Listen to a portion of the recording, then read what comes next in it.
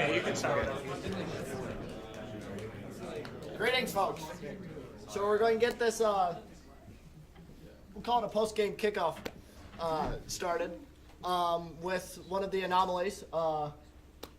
This was the Linux mastery anomaly. I do confess that the entire goal of the anomaly was to get some of your best and brightest minds out into the hallway, such that for the fire drill, you wouldn't tell the rest of your teammates to go lock their laptops. So I was told in a few cases that did indeed work, so thank you all for having fun. So this is the challenge I gave to them while in the hallway. I gave them a directory with a single file in it and told them that at the end of the rainbow, at the end of the challenge, there is indeed an image. So the first thing you notice is if you type file on your file, you see that it is ASCII text. And so if you were to view your ASCII text, you stare at it, and it's a wall of numbers that goes on for quite a while. And so some people thought that it was base 64 encoded. I'm sorry to say it is not base 64 encoded, it is indeed hex encoded. So the question is, how do you decode hex? One of the individuals thought that the command hex to raw would work. It apparently converts hex strings on std in to raw data on std out. I've only ever found it on Kali, and to my knowledge, it doesn't actually work. So instead, email that guy. There is this magical command called xxt.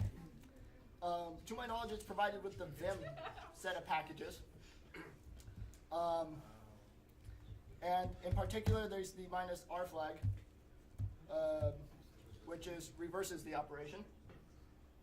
And so we can cat our unknown file into xxt, and it'll print out this lovely gobbledygook. So instead we want to write it to a file. And so if we check to see what we now have a gzip compressed data. And so at this stage, this was an anomaly I gave to high school students. And these high schoolers did a little better than us, sadly. And in particular, they tried to use tar on our unknown2 file. And it tells them this does not look like a tar archive, skipping to the next file header. And this is indeed correct. So if you try and use gzip directly,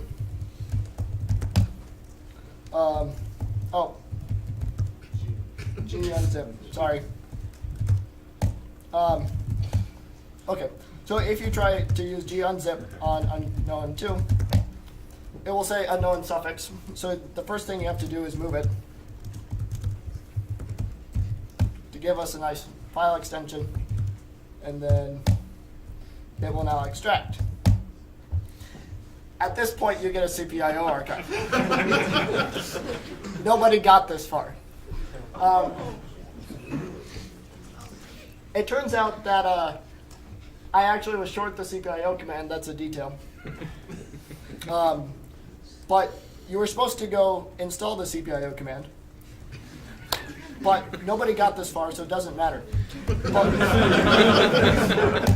once you have the CPIO command, for those of you who are not familiar with CPIO, it's similar to tar, except it's a much simpler format. And so this is what's used in the initial RAM disk when you start up a Linux machine, is you load your kernel, and then you load your initial RAM disk, which is your initial set of file system utilities to go mount the rest of your system and essentially kickstart your boot. And they compress it, or they archive it into one file using CPIO. So at this point, CPIO was the initial anomaly given to me probably 3 years ago at my first Iowa State, is how do you extract a CPIO archive? It turns out in this case it's really simple. You use the -i flag, which is the only utility to use a -i flag for extraction, which gives you your resulting JPEG. Success. Next exit. And that's it. Questions? I saw some hands. Back, center. For those people who were not doing this, can you explain how long was given to figure all this out? So you were given initially 5 minutes, and then I did the math on 5 minutes, and that turned out to be way too long for what I was willing to spend. So we changed it to 2 minutes and 30 seconds. However, all the time in the world apparently would have been more useful because people were stuck at the hex decoding stage. So I also kind of made the stipulation that they could do whatever they want, with the caveat that there wasn't actually internet on the box. So Stack Overflow wasn't the option in this case. Now, I didn't say no phones, so you could have looked it up on your phone if you were willing to spend the time, not on the computer, but it was fun. For me, watching what people did. You have some things? Yeah, I can go next.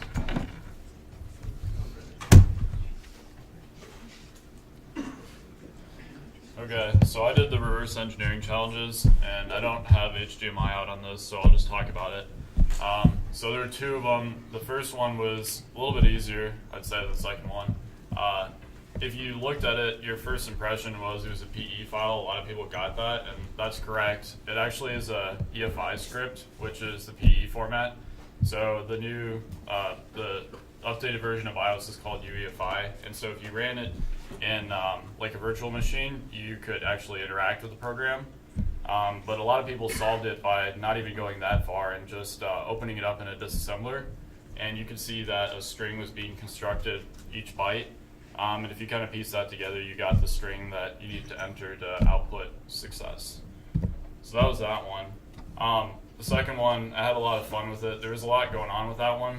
So for starters, the section that had the information you needed to figure out to solve it was encrypted. And the binary didn't actually know the decryption key. So when you ran it, it would brute force its own decryption key in RAM, change its code, jump to it, and start executing it. There are a couple other things I added on top of that to make it a little more fun. So if you tried to run a debugger, 2 things would happen. So it forks itself, and then in the fork process, it key traces the parent process, which means you can't really attach a debugger to it. So that caused some problems if you try to debug it. There's also a SIG trap that I put in it, so it was an int3, and what happens is a debugger will catch that. But if you run it normally, I installed a signal handler that would catch it, and then it would jump to that, and that was the actual code that would get executed to check the input. So then I also inserted a couple things to change the disassembly. So if you ran a disassembler, it would confuse it because it would jump in the middle of opcodes, which would kind of wreck the disassembly thing. Anyway, actually solving it was quite easy. If you ran it, and when it asked for the input, you attached to the child process, you could then do a core dump, and then if you did a disassembly on the core dump, you would get the password right there. So it's actually like a 2-line solver, but a lot of people didn't think of that way. They tried to do like static analysis, which I made on purpose to be very difficult. So that was that one. Any questions? All right, well, that's all I got. We do have a question from online. They want to know if the anomalies are going to be put online after the competition. Yeah, I think we do that, don't we? Yeah. Okay. Okay, so yeah. Yep. Alrighty. How's everyone doing? Pretty good. Thank you. All right, so I am William Rickard. I was the red team lead. And man, I'll tell you, we had some fun. And that is not it.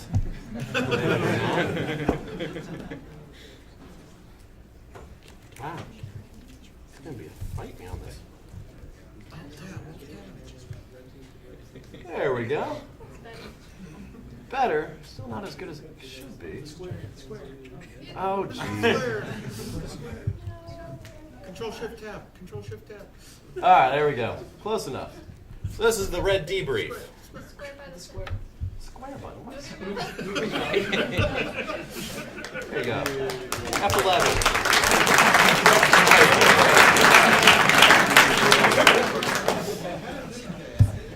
So, I don't have my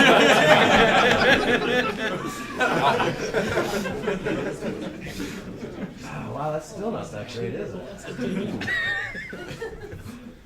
Ugh. There's no good way to do this, is there? So, fine. We'll make do. We will survive. Okay, so a lot of what we saw, the biggest issue we see and we continually see at all of our CDCs is default creds. So if you have any takeaway from this, always look at your default creds and examine your security posture before you move forward with any changes you're going to implement. I would love to see a CDC where we didn't have default creds all over the place. Yep. And we also saw a lot of misconfigured something. Servers misconfigured. Sudoers? Suitors, yes. And now we're cooking with fire, I'll tell you what. Okay, so on the building blocks, we saw a lot of sticky keys. I was not aware of this until today, and I'm sure many of you aren't either. Sticky keys is just a standard EXE as anything else, and you can change that to whatever you want it to be. We also, and we'll talk about that more here in a second. We also saw in the HTML, you can see over here on the side, the passwords were in plain text. We were able to pull that out pretty easily. Frequently, they took this information and created a domain admin, and then used it to pivot into the water HMI, and then compromise it from there. So, Sticky Keys, this lovely program that I'm sure everyone hates. We have a lovely video that'll probably play on the wrong screen. Hey, look at that. There we go. So this is the normal behavior. So he's hammering on the shift button and it pops up with the normal yada yada sticky keys. You would open up another box where this was not patched, and when you hammered on it, whoops, here's a command line. System. And there is your flag.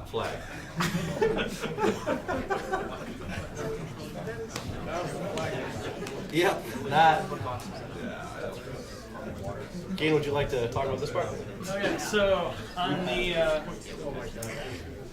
marketing website, there was an XSS vulnerability, for one thing. So if you typed in a comment on the comments page and it contained any HTML or JavaScript, that was rendered in the browser and executed. So if that contained a line such as the following: script document.location equals iscore dot, what's that, lsage.org. That's not ISEAGE, that's a lowercase l. That's a fake domain that's owned by me. It's a phishing website. And so you would have been redirected to that. And one team actually got a green team member phished. And the green team members have access to admin credentials. So through that means, I believe that was team 17, they lost a few flags because the green team member was phished by that. Tell us how you really feel. So XSS is often underestimated, even though it can cause a lot of damage like we saw there. And also during the fire drill, a few open consoles that we messed with, we left that URL on the screen, so you would log into iScore again, the fake iScore, and we'd get your password in the middle. And then it would send you back to the real iScore, and you'd have no idea what happened. So it's pretty transparent and pretty sneaky, but if you caught the larger character there in the middle, that would give it away. But it seems like many people didn't, so that's all I had for that. Back to William.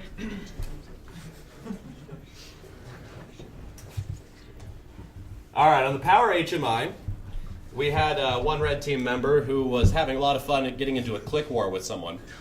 And not for long. He got tired of it and noticed that there was nothing that really stopped you from clicking on it. So he just found a script that clicked it once for every seconds for every 999 trillion seconds.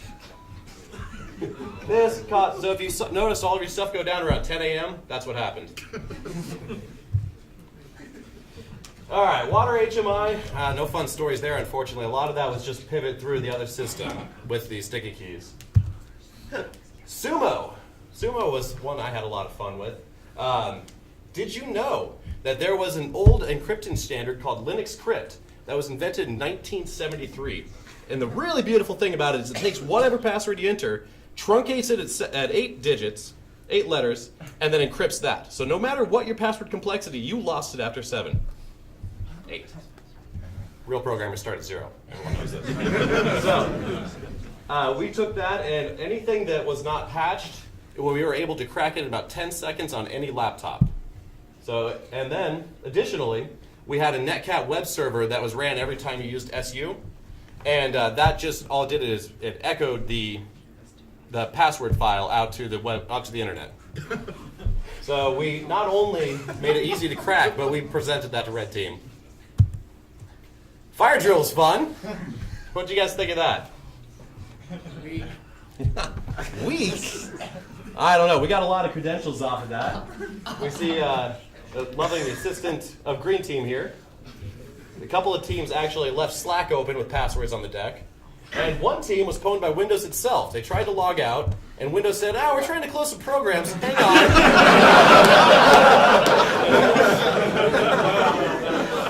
Just click cancel, and you're still in. That's a tad unfortunate. All right. But anyway, we had a great time. We hope you did too. Thank you, everyone. Any questions for the Yes, team? questions. What about marketing? We were asked, what about marketing? Besides the XSS. Yeah, not really a whole lot there on Red Team. Yeah. There were like 9 bash injection vulnerabilities. It was written in bash, by the way. Yeah. I was really tempted to make that an executable, but no, I left it there in hopes to make it a little bit easier. But it wasn't actually taken advantage of by Red Team. Too easy. I don't know. I really don't know on that one. Thank you. Any other questions? All right, thank you, everyone.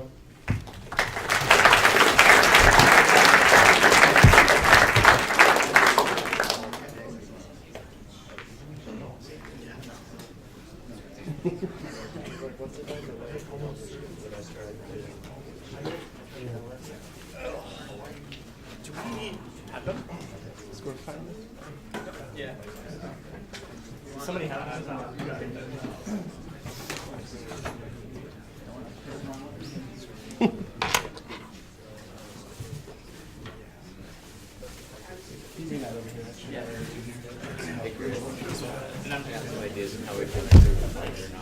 So do you want to?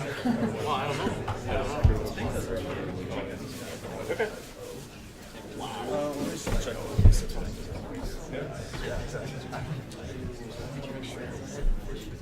We did.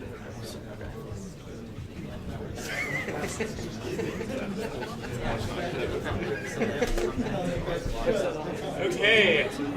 So my name's Daniel. In case you don't know, I was directing this competition, and I just want to say thank you to the entire lab for all the work you guys have put in. It's been a tremendous lot of long nights, and we really hope that you guys had fun today and learned a lot, because that is the #1 goal here. Going off that, though, I guess the second goal of a CDC would be to win, right? So let's get the top 3 here. So in third place, and these are all very close. So third place with 727 points, and you guys can come up to the front. We do have awards. So third place with 727 points is Team 9, Democratic Reptiles Republic of Korea.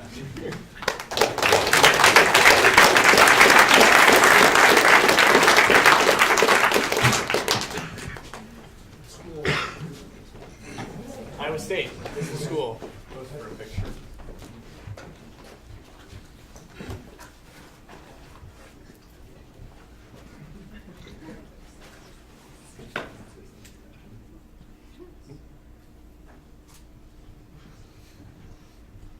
All right, thank you. You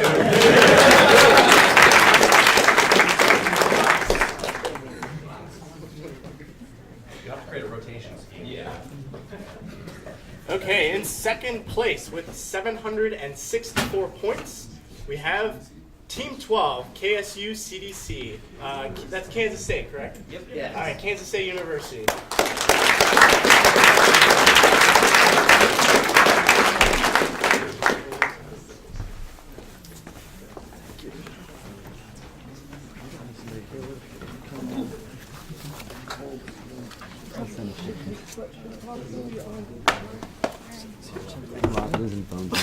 Yeah, phones are fine.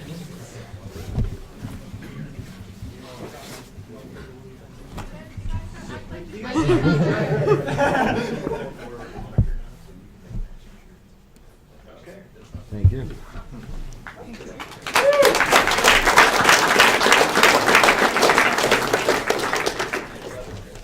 right, so the team to take it all, the winners of the 2018 National Cyber Defense Competition, at 600, or I apologize, 700, I'm like sick and tired, I apologize, 765 points, that's 1 point away from second place. We have Team 10, 404, team not found. Iowa State.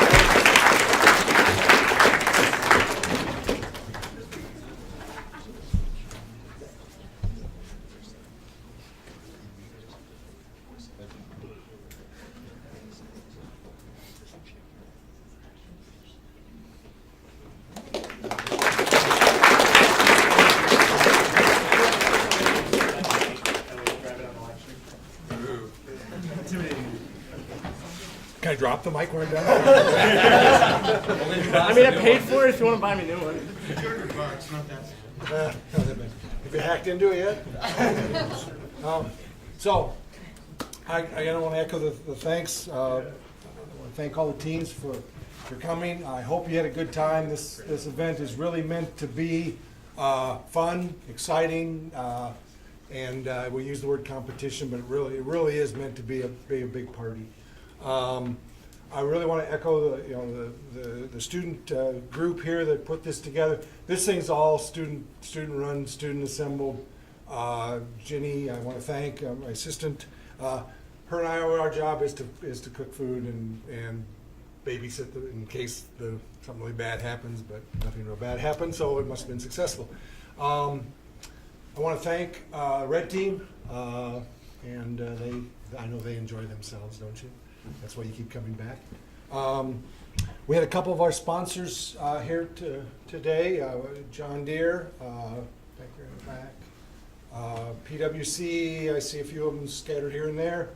Any other sponsors here today? I'm going to forget all of our sponsors, but we want to thank those two sponsors for coming to this, being on Red Team. They enjoy being on Red Team.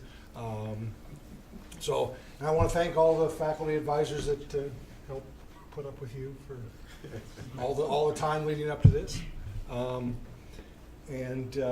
So again, and thanks for Daniel putting this thing on. So safe drives back. I don't know if they have any more to say. I've got a couple things. All right. So everybody have a safe drive back, and I hope to see you back next year if you haven't graduated and off making a bunch of money and so on. But if you're still in school, accumulating debt, I hope to see you back here. All right, so go for it.